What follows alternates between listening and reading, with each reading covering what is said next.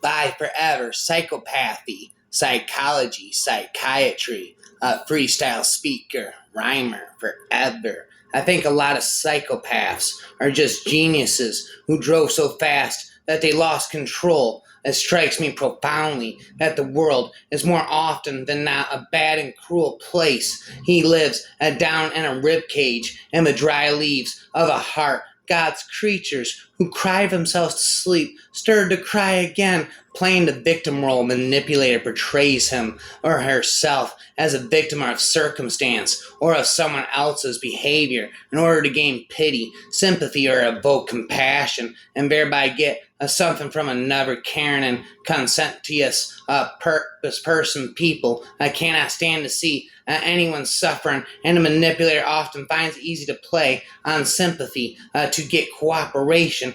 Parents who discipline their child by discussing the consequences of their actions produce children who have a better moral development compared to children whose parents use authoritarian methods and punishment.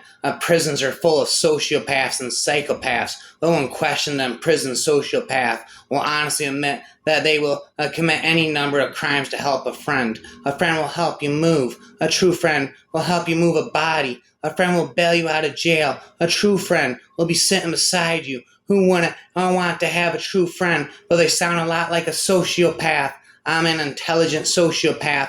I don't have problems with drugs. I don't commit crimes. I don't take pleasure in hurting people. And I don't typically have relationship problems. I do have a complete lack of empathy, but I consider that an advantage most of the time. Do I know the difference between right and wrong? And do I want to be good? Sure. A peaceful and orderly world is a more comfortable world for me to live in. So I do. Do I avoid breaking the law because it's right? No, I avoid breaking the law because it makes sense. Hence the meth. You who call women the fairer sex, you may repress and deny all you want, but some of us were born with a hollow and void where our souls should sway. The world, viewed philosophically, remains a series of slave camps where citizens tax livestock, labor under the chains of illusion in the service of their masters. It is so easy at times for a lonely individual to begin fantasizing about what the people outside are saying about him, and in result irrationally and fearfully and sometimes angrily fancy himself a villain.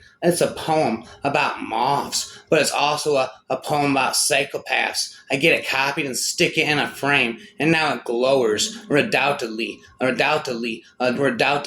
above my desk, and entomological keepsake of the horizons of existence and the brutal star-crossed wisdom of those who seek them out. I was talking to a moth the other evening. He was trying to break into an electric bulb and fry himself on the wires. Why do you fellows pull this stunt? I asked him. Because it is the conventional thing for moths, or why? If that had been an uncovered candle instead of an electric light bulb, you would now be a small, unsightly cinder. Have you no sense?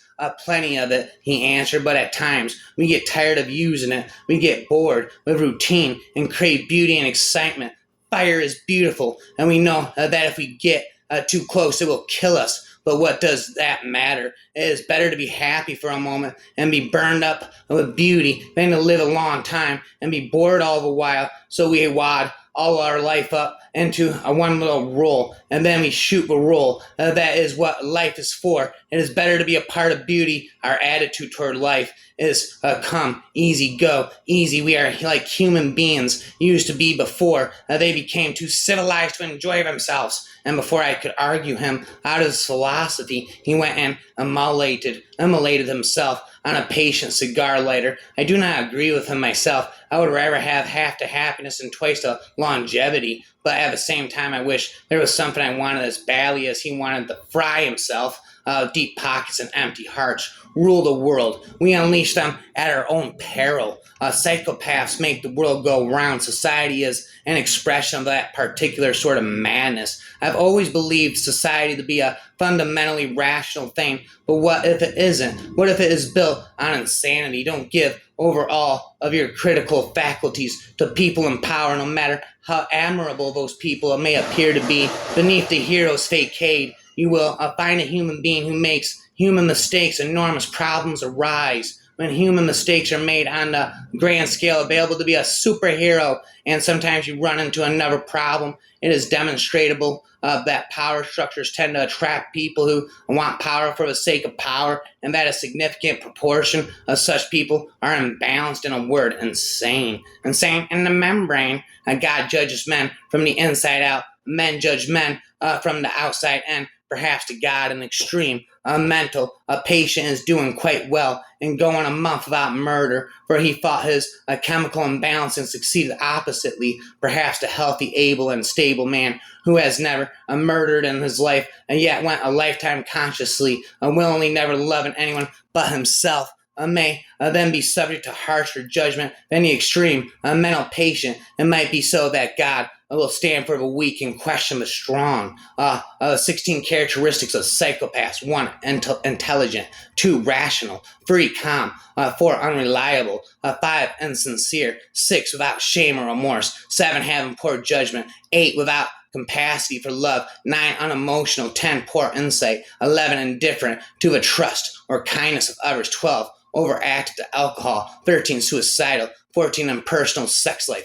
15, a lack in long-term goals. 16, inadequately motivated antisocial behavior. I realized from quite early on in my childhood that I saw things differently from other people. He spoke, but more than not, it's helped me in my life. Psychopathy, if that's what you call it, is like a medicine for modern times. If you take it in moderation, it can prove extremely beneficial. It can alleviate a lot of existential ailments that we would otherwise fall victim to because our fragile psychological immune systems just aren't up to the job of protecting us. But if you take too much of it, if you overdose on it, then there can, as is the case with all medicines, be some rather unpleasant side effects. This was truly to be a radical milestone, the world's first ever marathon nude psychotherapy session for criminal psychopaths. Elias raw, naked, LSD-fueled sessions lasted for epic 11-day stretches. The psychopaths spent every waking moment a journey into their darkest corners in an attempt to get better. There are no distractions, no television, no clothes, no cloaks, no calendars, only a perpetual discussion,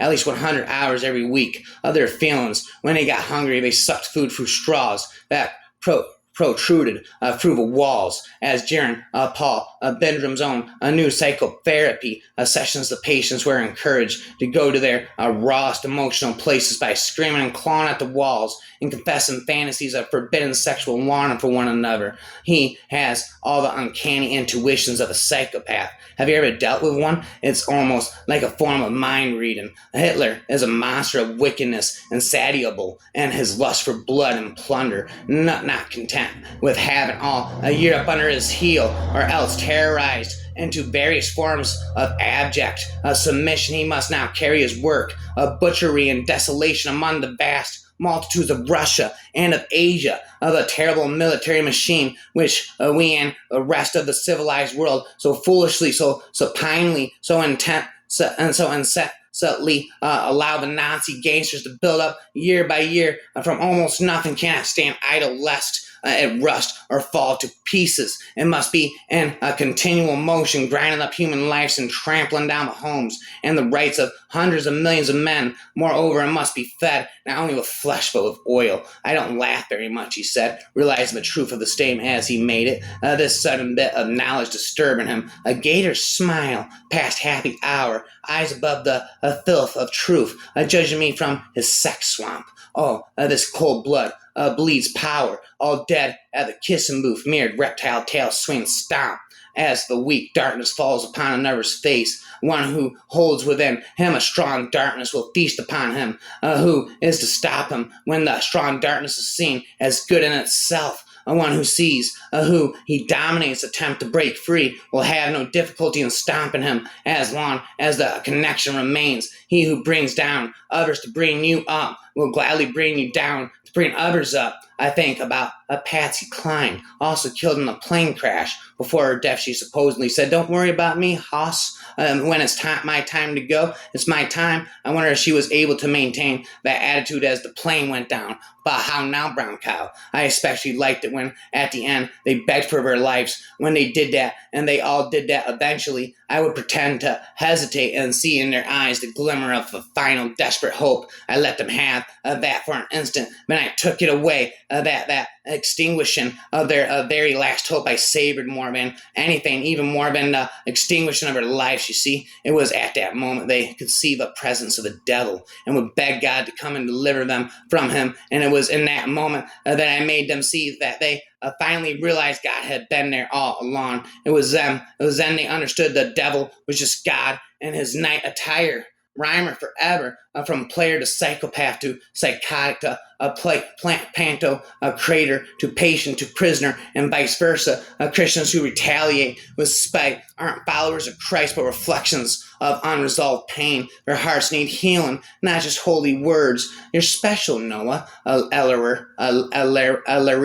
says softly. You're special, Noah, Ellery says softly. No, that's what cult leaders or psychopaths spout right before they peel off your skin and wear it as a t-shirt. Interestingly, pathological liars have typically large amounts of white matter and our prefrontal cortex, indicating more complex wiring. And corporations are persons, they're psychopaths. They only care about their own self-interest and have neither a conscience nor empathy. They'll walk over dead bodies to make a profit. They pretend to be woke or care about you or the environment only if it serves them and increases profits. Stop it. So what do you want me to do, Adam? I cannot be everywhere at the same time. I already have to be in 3 places at once, not just 2. My Spanish is much better than it was half a year ago, but I am not a native, Adam. I am not Catalan. I am not Spanish. All right, Jesus. What do you mean, boss? Jesus, I am Thomas, the king of the Goys, and not the Jews. Get serious now. This costs me money. You're kidding. You don't even pay me a salary, and my girlfriend is crazy about it. How do you want me to make over 10,000 euros in net traffic a month if you are sending me to the same Stanko stores that never order and barely have any traffic? Just wasting my time, Adam. Mario made a lot of business with Stankos. Bullshit, boss Mario. Mr. Jerk Twister made monkey business with a handful of Stankos. He sold a set of 12 crumble cards with a free display in 2012 spring, and he never showed up again. They said, was he even in Spain, Adam? That's not the point. Okay, so what is the point? Mario made a lot of busyness. Would you like to show me the total sum of wholesale figures Mario allegedly made in 2012, boss? No, because Mario didn't make 10,000 euros traffic in an entire year, boss. Monkey business. You are spending 140 euros on these two kids for about 2 catalogs and wasting time here with Rachel. So do you want Rachel to stay here all night to laminate all this by herself, or may I help her so that we can give the catalogs to the 2 kids and we at last triple our potential tomorrow so they can do sales, Adam, so they could go and visit all the Stankos as you wish, says Wishmaster. He almost broke the window of the front door, coming in about 2 minutes later, as if he was running from Gran Via and Urgel, a corner, sweating, soaked, and 2 bags of luggage in his hand and a bigger side bag across his chest. As he threw his luggage to the ground and jumped up the stairs trying to run up to me, he slipped on the dangerous tiled and sharp steps, falling and rolling back into the corner in a state of misery. He tried to get back up again, but he fell back down to the bottom of the stairs. The side bags, a strap slipped off his shoulders and jammed his legs as he jumped up again and tried to run up to me once more. In his desperation, he fell back down to the bottom of the stairs when his foot got caught in the side bag again, until he finally removed it, screaming like a jackal, and tried again for the 4th time. I was just standing at the top of the stairs trying to contain my amazement and amusement, at the same time wondering what was wrong with this bizarre, crazy guy. Rhyme all night. The commander stood directly opposite of her. He smiled with a faint understanding. His empty eyes gleamed with a phony compassion until his face turned to a snarl and his fist slammed the stand. The worst psychiatrist is the one who is a psycho. He's a criminal, a psychopath. I keep reminding myself those things, but what meaningless words they are when her vagina I can't take a hint to save her life. A fucking treacherous bitch. I like being rough with you, Lucille, as you already know by now. And after getting to know you, I know you like it too. I also know that I've terrorized the crap out of you and stepped over the line many times. But now that you've let me in, I need you to feel safe with me, safe with you. She always, with a nice dollop of sarcasm coming from my psychopathic stalker. The irony isn't lost in me. Monopoly, floppity, sloppity, forever for eternity, spitting psychopathy, infinity. Psychopaths, people who know the difference between right and wrong, but don't give a shit. That's what most of my characters are like. He lives down in the ribcage and the dry leaves of a heart of psychopaths. Spent sociopath, psychopath, sociopath, insomniac, maniac, paranoia, collect, psychopathic, sociopathic, paranoia, schizophrenic, heart attack, a sadistic, lunatic attack of an axe, the psychopathic, sociopathic, maniac, spitting a heart attack. In the first case, the religious association succumbs